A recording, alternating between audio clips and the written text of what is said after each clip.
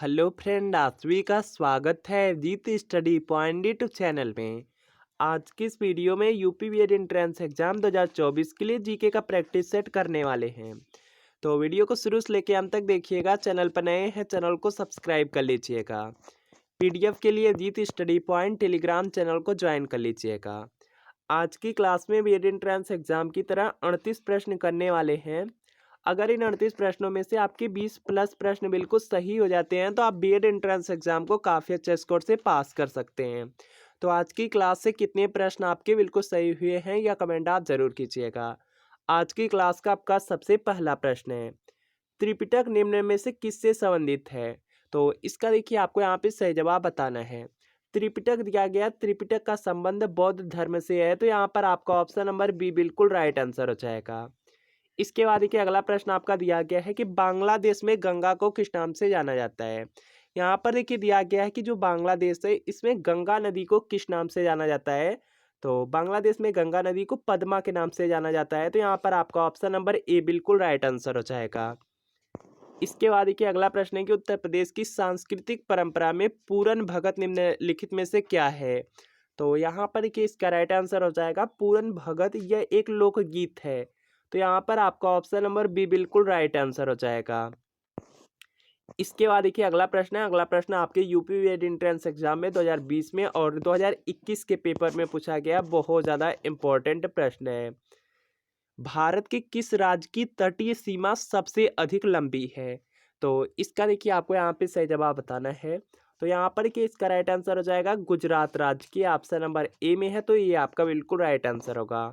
इसके बाद देखिए अगला प्रश्न है कि सरकारिया आयोग निम्न में से किससे संबंधित है? तो यहाँ पर देखिए इसका राइट आंसर हो जाएगा सरकारिया आयोग का संबंध केंद्र और राज्य संबंध से है। तो यहाँ पर आपका ऑप्शन नंबर सी बिल्कुल राइट आंसर होगा। इसके बाद देखिए अगला प्रश्न आपका दिया गया है कि अभिनव भारत की स्थापना किसने की? तो यहाँ पर देखिए इसका राइट आंसर हो जाएगा वीडी सावरकर ने किया है। अभिनव भारत की स्थापना वीडी सावरकर ने किया है, तो यहाँ पर आपका ऑप्शन नंबर सी बिल्कुल राइट आंसर होगा। अगला देखिए प्रश्न आपका बहुत ज़्यादा इंपॉर्टेंट है। तराइन का प्रथम युद्ध निम्न में से किसके मध्य लड़ा गया था? तो इसका देखिए आपको यहाँ पे सही जवाब बताना है। तराइन का प्रथम युद्ध दिया गया है, यह पृथ्वीराज चौहान और मोहम्मद गौरी के बीच में हुआ था, तो यहाँ पर आपका ऑप्शन नंबर ए बिल्कुल राइट आंसर हो जाएगा। तराइन का प्रथम युद्ध दिया गया है तो यह 1191 में हुआ था, और तराइन का जो दूसरा युद्ध है यह 1192 ईस्वी में हुआ है। यह भी याद रखेंगे, यहाँ से भी प्रश्न पूछे जाते हैं। इसके बाद देखिए अगला प्रश्न आपका दिया गया है, पृथ्वी पर मौसम परिवर्तन का क्या कारण है? तो यहाँ पर के इसका राइट आंसर हो जाएगा कि पृथ्वी का परिक्रमण तथा इसकी धुरी का झुकाव हो जाएगा। ऑप्शन नंबर ए में है, तो ए आपका राइट आंसर होगा। इसके बाद देखिए अगला प्रश्न है कि दाढ़ी बनाने के लिए कौन से दर्पण का उपयोग किया जाता है? तो यहाँ पर कि इसका राइट आंसर हो जाएगा अवतल दर्पण का प्रयोग किया जाता है। तो यहाँ पर आपका ऑप्शन नंबर ए बिल्कुल यहाँ पर राइट आंसर हो जाएगा। इसके बाद देखिए अगला प्रश्न है कि विवेकानंद शिला स्मारक कहाँ है? तो यहाँ पर देखिए इसका राइट आंसर हो जाएगा कन्याकुमारी में है। ऑप्शन नंबर डी में है, तो डी आपका बिल्कुल राइट आंसर होगा। इसके बाद देखिए अगला प्रश्न है कि भारतीय संविधान का अनुच्छेद 340 किससे संबंधित है?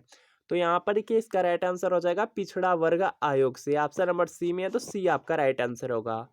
इसके बाद देखिए अगला प्रश्न है कि अम्ल वर्षा निम्न में से किस वायु प्रदूषण के कारण होती है? तो यहाँ पर देखिए इसका राइट आंसर हो जाएगा नाइट्रस ऑक्साइड और सल्फर डाइऑक्साइड हो जाएगा। तो यहाँ पे सी वाला आपका बिल्कुल राइट आंसर होगा। इसके बाद देखिए अगला प्रश्न है कि निम्न में से कौन सा अवशिष्ट पर्वत भारत के उत्तर पश्चिम में स्थित है? तो यहाँ पर देखिए इसका राइट आंसर हो जाएगा अरावली हो जाएगा। ऑप्शन नंबर ए में है, तो ए आपका राइट आंसर होगा। इसके बाद देखिए अगला प्रश्न है कि निम्नलिखित में से किस या किन का उपयोग जैव उर्वरक के रूप में किया जाता है? तो यहाँ पर देखिए इसका राइट आंसर हो जाएगा आपका यहाँ पे देखिए जैव उर्वरक दिया गया है, तो इसमें देखिए आजोला, अल्फा अल्फा, नीलहरी शैवाल, इन सभी का उपयोग किया जाता है, तो ये सभी होगा, डी वाला राइट आंसर होगा। इसके बाद देखिए अगला प्रश्न है कि निम्न में से कौन फ्यूरर के नाम से जाना जाता था? तो यहाँ पर देखिए इसका राइट आंसर हो जाएगा एडोल्फ हिटलर को। ऑप्शन नंबर ए में है, तो ये आपका राइट आंसर होगा। इसके बाद देखिए अगला प्रश्न है कि थिन डैम परियोजना किस नदी पर स्थित है? तो यहाँ पर देखिए इसका राइट आंसर हो जाएगा रावी नदी पर है। ऑप्शन नंबर ए में है, तो ए आपका राइट आंसर होगा। इसके बाद देखिए अगला प्रश्न है, अगला प्रश्न इंपॉर्टेंट है कि लोदी वंश का अंतिम सुल्तान कौन था। तो यहाँ पर देखिए इसका राइट आंसर हो जाएगा इब्राहिम लोदी था। लोदी वंश का अंतिम सुल्तान इब्राहिम लोदी था, तो यहाँ पे बी वाला आपका बिल्कुल राइट आंसर होगा। इसके बाद देखिए यहाँ पर नेक्स्ट प्रश्न आपका दिया गया है कि योजना आयोग का प्रथम अध्यक्ष कौन था। तो यहाँ पर देखिए इसका राइट आंसर हो जाएगा आपका यहाँ पे जवाहरलाल नेहरू हो जाएगा। योजना आयोग का अब देखिए नाम बदल करके नीति आयोग कर दिया गया है, और योजना आयोग के जब प्रथम अध्यक्ष थे वह जवाहरलाल नेहरू थे। तो यहाँ पे बी आपका राइट आंसर होगा। औरंगजेब ने निम्नलिखित में से किस सिख गुरु को मृत्युदंड दिया था। तो यहाँ पर देखिए इसका राइट आंसर हो जाएगा Guru Tegh Bahadur. Option number A में है, तो ए आपका यहाँ पर बिल्कुल राइट आंसर हो जाएगा। इसके बाद देखिए अगला प्रश्न है कि निम्नलिखित में से कौन सी गर्म जलधारा है। तो यहाँ पर देखिए इसका राइट आंसर हो जाएगा क्यूरोसियो प्रवाह हो जाएगा। ऑप्शन नंबर सी में है, सी आपका राइट आंसर होगा, यह गर्म जलधारा है। इसके बाद देखिए अगला प्रश्न है PSLV का विस्तार रूप क्या है। फुल फॉर्म भी आपके एग्जाम में पूछा जाता है। तो यहाँ पर देखिए इसका राइट आंसर हो जाएगा पोलर सैटेलाइट लॉन्च व्हीकल हो जाएगा। ऑप्शन नंबर ए में दिया गया है, तो ई आपका राइट आंसर होगा। इसके बाद देखिए अगला प्रश्न है कि एथलीट को तत्काल ऊर्जा प्रदान करता है।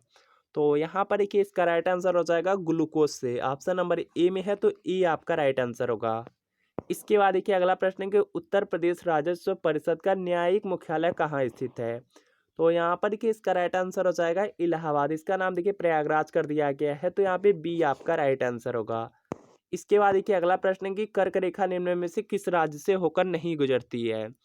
तो यहाँ पर देखेंगे इसका जो राइट आंसर है यह देखिए हो जाएगा उड़ीसा। ऑप्शन नंबर सी में है, तो सी राइट आंसर होगा। निम्नलिखित में से कौन मौलिक अधिकारों का रक्षक होता है। तो यहाँ पर देखिए इसका राइट आंसर हो जाएगा न्यायपालिका होती है। ऑप्शन नंबर ए में है, तो ये आपका राइट आंसर होगा। इसके बाद देखिए अगला प्रश्न है कि तंजौर के राजेश्वर मंदिर को किसने बनवाया था। तो यहाँ पर देखिए इसका राइट आंसर हो जाएगा चोल ने बनवाया था। तो यहाँ पर आपको ऑप्शन नंबर बी बिल्कुल राइट आंसर हो जाएगा। इसके बाद देखिए अगला प्रश्न आपका यहाँ पर है कि पानीपत का तृतीय युद्ध निम्न में से किसके बीच लड़ा गया। तो यहाँ पर देखिए इसका राइट आंसर हो जाएगा अहमद शाह अब्दाली और मराठों के बीच लड़ा गया था। तो यहाँ पे सी आपका राइट आंसर होगा। और जो पानीपत का तृतीय युद्ध है यह 1761 ईस्वी में हुआ है। इसके अलावा और भी प्रश्न पूछे जा सकते हैं कि पानीपत का प्रथम युद्ध कब हुआ था। 1526 में, दूसरा हुआ था 1556 ईस्वी में, और तीसरा हुआ है 1761 ईस्वी में। इसके बाद देखिए अगला प्रश्न है कि गद्दी जनजाति कहाँ निवास करती है। तो यहाँ पर देखिए इसका राइट आंसर हो जाएगा Himachal Pradesh. Option number A में है, तो ए आपका राइट आंसर होगा। लोसांग उत्सव किस राज्य से संबंधित है। तो यहाँ पर देखिए इसका जो राइट आंसर है यह देखिए आपका यहाँ से हो जाएगा सिक्किम हो जाएगा। ऑप्शन नंबर ए में है, तो ए आपका बिल्कुल यहाँ पर राइट आंसर होगा। इसके बाद देखिए अगला प्रश्न है कि अफगानिस्तान की संसद का क्या नाम है। तो यहाँ पर देखिए इसका राइट आंसर हो जाएगा सोरा है। ऑप्शन नंबर बी में दिया गया है, तो बी आपका राइट आंसर होगा। सबसे ज़्यादा इंपॉर्टेंट है जापान की संसद का नाम। जापान की संसद का नाम डायट है, यह बीएड में पूछा गया है। इसके बाद देखिए अगला प्रश्न है कि वर्ष 2011 की जनगणना के अनुसार निम्न में से किस राज्य का जनसंख्या घनत्व सबसे अधिक है। तो यहाँ पर देखिए इसका राइट आंसर हो जाएगा बिहार। ऑप्शन नंबर सी में सी राइट आंसर होगा। इसके बाद देखिए अगला प्रश्न है कि कनाडा की राजधानी है, बहुत ज़्यादा इंपॉर्टेंट है। तो यहाँ पर देखिए इसका राइट आंसर हो जाएगा ओटावा में है। कनाडा की राजधानी ओटावा में है, तो यहाँ पे यहाँ पे डी आपका बिल्कुल राइट आंसर होगा। इसके बाद देखिए अगला प्रश्न है कि फ्लोरेंस नाइटिंगेल को निम्न में किस प्रसिद्ध नाम से जाना जाता था। तो यहाँ पर देखिए इसका राइट आंसर हो जाएगा फ्लोरेंस नाइटिंगेल को लेडी विद द लैम्प कहा जाता था। तो यहाँ पर आपका ऑप्शन नंबर ए बिल्कुल राइट आंसर होगा। इसके बाद देखिए अगला प्रश्न है कि अनाधिकृत व्यक्ति द्वारा सुरक्षित डाटा तक पहुँचने को क्या कहते हैं। तो यहाँ पर देखिए इसका राइट आंसर हो जाएगा स्पूफिंग कहा जाता है। बी में, तो बी आपका राइट आंसर होगा। इसके बाद देखिए अगला प्रश्न है कि सार्वभौमिक मानवाधिकार घोषणा पत्र का कौन सा अनुच्छेद मानव के दुर्व्यापार एवं बलात्श्रम का प्रतिषेध करता है। तो यहाँ पर देखिए इसका राइट आंसर होगा अनुच्छेद 4। ऑप्शन नंबर बी में, बी राइट आंसर होगा। छोटे छोटे राज्यों की मांग यहाँ पर देखिए खालिस्तान है खतरा पैदा करती है। तो यहाँ पर देखिए इसका राइट आंसर हो जाएगा राष्ट्रीय एकता एवं अखंडता के लिए। तो यहाँ पे ए वाला आपका राइट आंसर होगा। इसके बाद देखिए अगला प्रश्न है कि रेमन मैग्सेसे पुरस्कार किस देश के द्वारा दिया जाता है। तो यहाँ पर देखिए इसका राइट आंसर हो जाएगा फिलीपींस के द्वारा दिया जाता है। तो यहाँ पे बी आपका राइट आंसर होगा। इसके बाद देखिए अगला प्रश्न है कि उत्तर प्रदेश में पंडित दीनदयाल उपाध्याय पशु चिकित्सा विज्ञान विश्वविद्यालय एवं गौ अनुसंधान संस्थान कहाँ स्थित है। तो यहाँ पर देखिए इसका राइट आंसर हो जाएगा मथुरा में। ऑप्शन नंबर ए में है तो ए आपका राइट आंसर होगा। तो फ्रेंड आपको बताना है कि इन 38 प्रश्नों में कितने प्रश्न आपके बिल्कुल सही हुए या कमेंट आप लोग जरूर कीजिएगा। अगर वीडियो अच्छा लगा हो वीडियो को लाइक कीजिए, चैनल पर नए हैं चैनल को सब्सक्राइब कर लीजिए। मिलते हैं फ्रेंड नेक्स्ट वीडियो में।